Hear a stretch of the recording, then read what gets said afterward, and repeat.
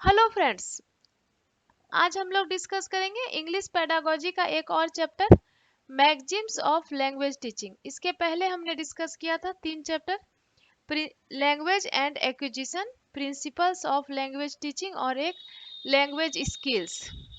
आज हम लोग एक और चैप्टर डिस्कस करेंगे मैगजीम्स ऑफ लैंग्वेज टीचिंग।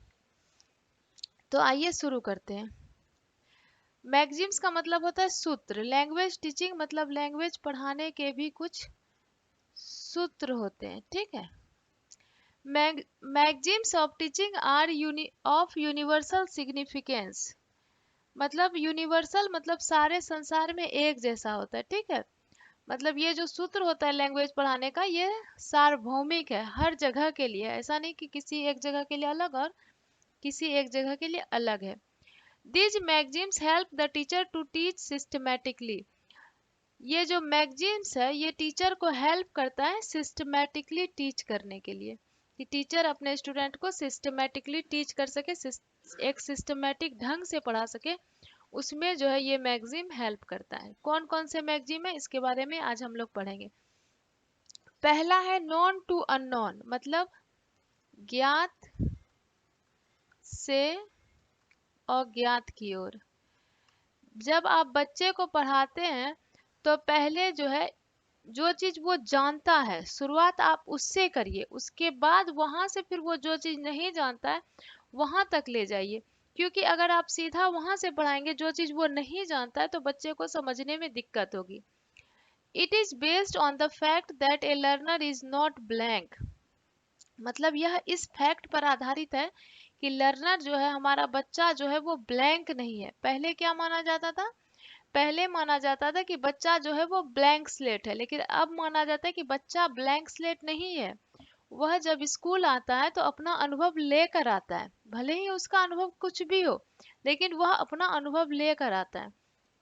तो जो भी चीज हम पढ़ाएंगे पहले उसके प्रीवियस नॉलेज से जोड़ के पढ़ाएंगे। तो जो वो जानता है उससे शुरुआत करेंगे और जो वो नहीं जानता है उस तरफ उसको ले जाएंगे। ये नहीं कि सीधा अननोन चीज ही पढ़ाना शुरू करेंगे। It is considered that old knowledge lays the foundation of new knowledge का यह माना जाता है कि पूर्व नॉलेज जो है, पूर्व ज्ञान जो है, वही बेस का काम करता है नया नॉलेज। पहले से उसका पूर्व ज्ञान जो है वो बेस का काम करेगा, नींव का काम करेगा, उसी के ऊपर आप बिल्डिंग बनाएंगे। तो उसको बेस बनाकर, उसके पूर्व नॉलेज को बेस बनाकर आप उसे नया नॉलेज सिखाएंगे, ठीक है। इसीलिए किसी भी स्टूडेंट को पढ़ाने के पहले जरूरी है कि आप उसका प्रीवियस नॉलेज देखिए कि वो पहले से क्या जानता है। जो वो पहले से जानता है आप उसी से लिंक करके उसको आगे की चीज पढ़ाएंगे। प्री अब मान लीजिए कोई बच्चा, आप किसी क्लास में गए, ठीक है, वो पहले से एडिशन और सब्ट्रैक्शन जानता है, तो अब आप उसको आगे मल्टीप्लिकेशन सिखाएंगे। और अगर वो एडिशन और सब्ट्रैक्शन नहीं जानता है, मान लीजिए वो थर्ड क्लास में, और आप सीधा उसको मल्टीप्लिकेशन बताएंगे, तो क्या जब तक वो एडिशन और सब्ट्रैक्शन नहीं जानेगा तब तक वो मल्टीप्लिकेशन सीखेगा? नहीं सीखेगा। इसी तरह से जब बच्चा आएगा तो आप उसे क्लास में, मान लीजिए आपके स्कूल में बच्चा आया, आप उसको काउंटिंग सिखाएंगे। तो कैसे सिखाएंगे? जो चीज वो जानता है, जिस चीज को वो पहचानता है, जैसे पेन है, बुक है, कुछ भी है, तो उसको उसके सामने रखेंगे कि ये देखो बेटा, ये एक बुक है, वन, और ये बुक भी रख देंगे तो कितना होगा? One and one two. तो ऐसे ही उसको सिखाएंगे। बुक को वो पहचान रहा है, जान रहा है, या जिस भी चीज को जान रहा है उससे जोड़ के आप उसको नया नॉलेज सिखाएंगे। तो जब भी आप कोई नया नॉलेज सिखाएंगे, कैसे सिखाएंगे? उसके प्रीवियस नॉलेज को देखेंगे कि क्या है पहले का ज्ञान, उसी से जोड़ के नया नॉलेज। हमेशा ज्ञात से अज्ञात की ओर ले जाया जाता है। अगर पहले ही आप अननोन चीजें सिखाने लगेंगे तो बच्चा नहीं समझ पाएगा। दूसरा सूत्र है सिंपल टू कॉम्प्लेक्स, मतलब सरल से जटिल की ओर। सरल से जटिल की ओर। सरल, पहले आप सिंपल चीज सिखाएंगे, फिर आप कॉम्प्लेक्स चीज सिखाएंगे। First simple things should be taught and then complex things. पहले आप सिंपल चीज सिखाइए, फिर कॉम्प्लेक्स चीज सिखाइए। Knowledge of simple things encourage learner so that they can easily understand complex things. एग्जाम्पलिग्रेसिया simple sentences should be taught first. मान लीजिए बच्चा आपके क्लास में आता है और अगर आप सीधा ही उसको कॉम्प्लेक्स चीज सिखाएंगे तो उसको समझ में भी नहीं आएगा और वो इंटरेस्ट भी नहीं लेगा।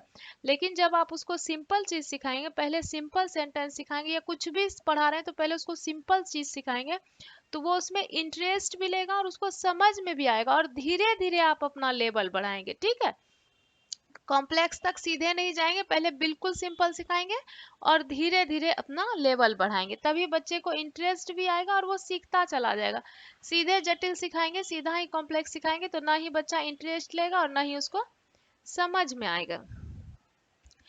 तीसरा है कॉन्क्रीट टू एब्स्ट्रैक्ट, मतलब मूर्त से अमूर्त।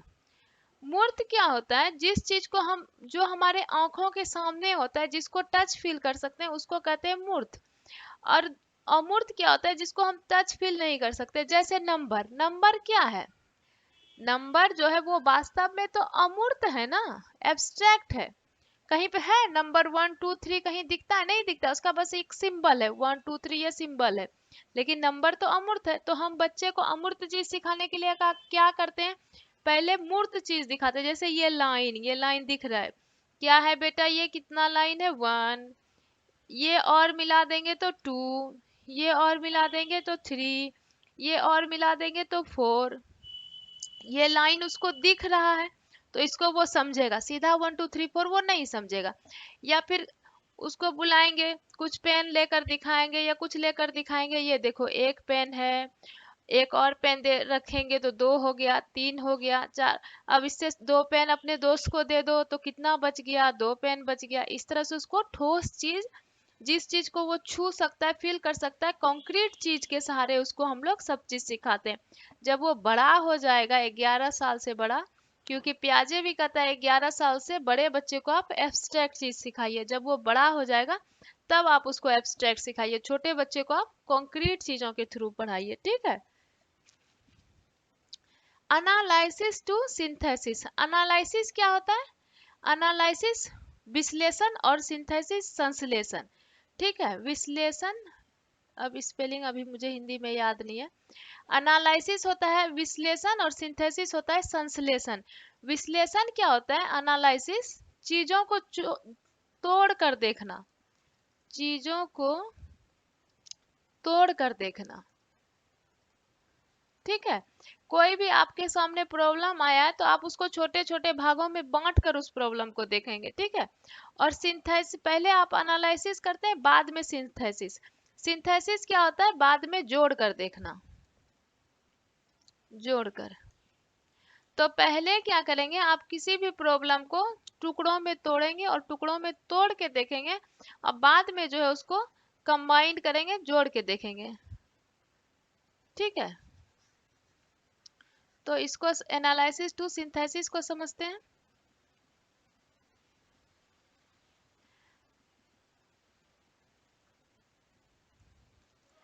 A complex problem when divided into different parts can be understood easily। अब कोई कॉम्प्लेक्स प्रॉब्लम है, बड़ा प्रॉब्लम है, सिखाना तो है। अगर बच्चे के सिलेबस में कोई कॉम्प्लेक्स प्रॉब्लम दे दिया है, जटिल, बड़ा जैसा, जटिल जैसा समस्या दे दिया गया, तो आपको पढ़ाना तो पड़ेगा ही सिलेबस में तो। लेकिन आप क्या करेंगे? उसको टुकड़ों में तोड़ के पढ़ाएंगे। when divided into different parts can be understood। अगर आप उसको, मान लीजिए कोई बहुत बड़ा सा कॉम्प्लेक्स सा प्रॉब्लम दे दिया गया है, तो अगर आप उसको छोटे छोटे भागों में तोड़ के बच्चे को समझाएंगे तो बच्चा इजीली समझ जाएगा।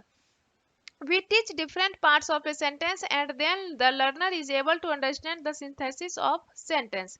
जब आप उसको छोटे छोटे टुकड़ों में तोड़ के पहले पढ़ा देंगे, उसके बाद फिर वो कंप्लीट मीनिंग जो है उसका समझ जाएगा। तो इसलिए क्या कहता है? पहले एनालिसिस, मतलब पहले चीजों को तोड़कर पढ़ाइए और बाद में उसको इकट्ठे जोड़ के पढ़ाइए। ठीक है।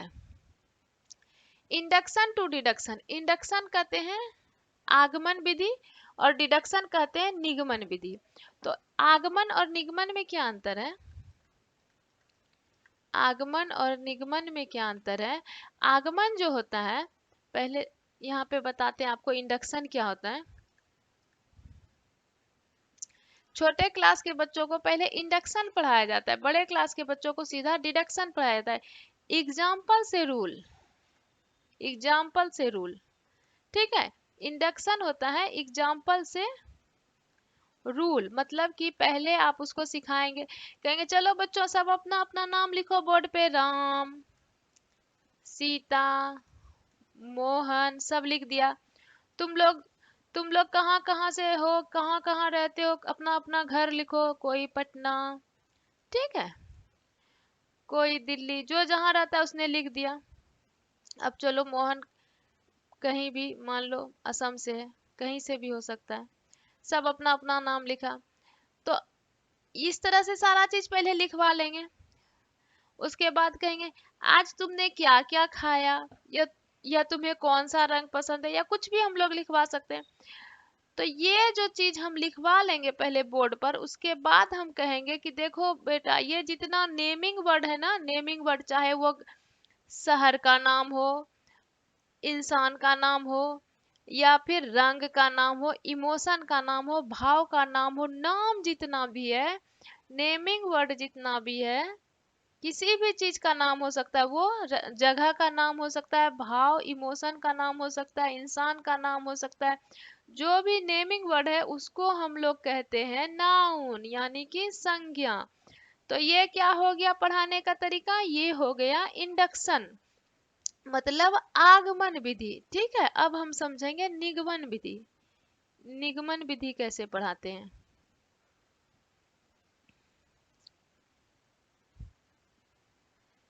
निगमन विधि क्या होता है, निगमन विधि में पहले रूल बता दिया जाता है, ठीक है। निगमन विधि में पहले रूल बता देंगे, डिडक्शन मेथड में क्या करेंगे, डिडक्शन में क्या करेंगे, पहले रूल बता देंगे कि किसी व्यक्ति वस्तु के नाम को संज्ञा कहते हैं, ठीक है, ये बता देंगे। Noun is the name of person animal thing, जो हम लोग बचपन से याद करते आए हैं, वो पहले बता देंगे। उसके बाद जब डिफिनेशन पहले बता देंगे या फिर रूल पहले बता देंगे, उसके बाद कहेंगे बच्चों अब तुम लोग एग्जाम्पल बताओ।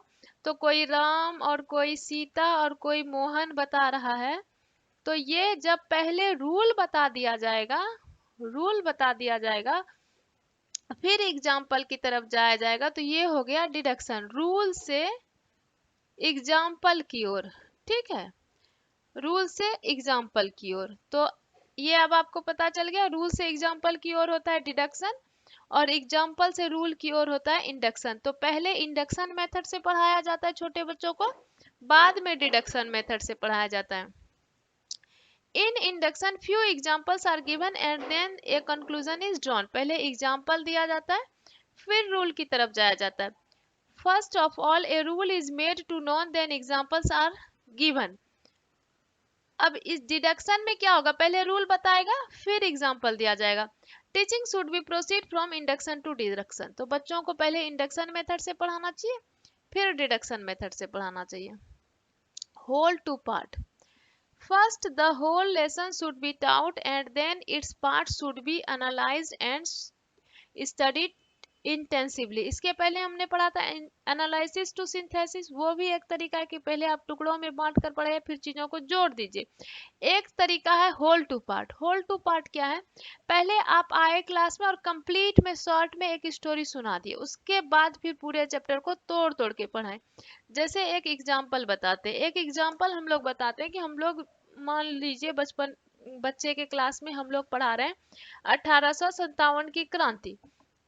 तो हम लोग पहले आएंगे बता देंगे कि देखो बच्चों 1857 की जो क्रांति थी वो इसलिए हुआ था कि पहले अंग्रेज यहाँ आए थे व्यापार करने के लिए, लेकिन व्यापार करते करते उन्होंने क्या किया, धीरे धीरे यहाँ के जो जगह है क्षेत्र है उस पर अधिकार करना शुरू कर दिया। उन्होंने हर तरीके की नीति अपनाई, गलत तरीका अपनाया राज्य हड़प करने का, और सब जगह जो है उन्होंने अपना अधिकार करना शुरू कर दिया। धीरे धीरे लोगों में गुस्सा फैलने लगा, फिर जाकर क्या हुआ 1857 की क्रांति हुई, लोगों ने अंग्रेजों का विरोध किया, ठीक है। हालांकि ये क्रांति सफल नहीं हुई लेकिन फिर भी थोड़ा अंग्रेजों को भय हुआ, और कंपनी, यहाँ जो शासन जो है ईस्ट इंडिया कंपनी का, वो ईस्ट इंडिया कंपनी से लेकर डायरेक्ट महारानी के हाथ में चला गया। और ये कैसे हुआ था? सैनिक विद्रोह से शुरुआत हुई थी, क्योंकि सैनिक, ये एक र्यूमर फैला गया कि जो कारतूस है उसमें क्या है, सुअर और गाय की चर्बी है। तो शॉर्ट में पहले मैंने पूरी स्टोरी बता दी, उसके बाद शॉर्ट में पूरी स्टोरी बताने के बाद फिर क्या करेंगे, कहेंगे चलो अब इसको एक एक पार्ट को अच्छे से पढ़ते हैं और समझते हैं। तो जब शॉर्ट में पहले टीचर ओवरऑल कहानी सुना देता है कि ओवरऑल यही कहानी है, और उसके बाद फिर एक एक पार्ट को एनालाइज करता है कि हाँ सैनिक विद्रोह कहाँ से हुआ, किस कारण से कहाँ पर विद्रोह हुआ, विद्रोह को कैसे दबाया गया, कैसे ये विद्रोह खत्म हुआ, ये सब फिर हम बाद में डिटेल में पढ़ेंगे। तो इसी को कहते हैं होल टू पार्ट। तो ये थे हमारे मैगजीम्स ऑफ लैंग्वेज टीचिंग, यानी कि लैंग्वेज पढ़ाने के कुछ सूत्र। तो होप कि आपको ये वीडियो पसंद आया होगा। पसंद आया होगा तो लाइक जरूर करिएगा।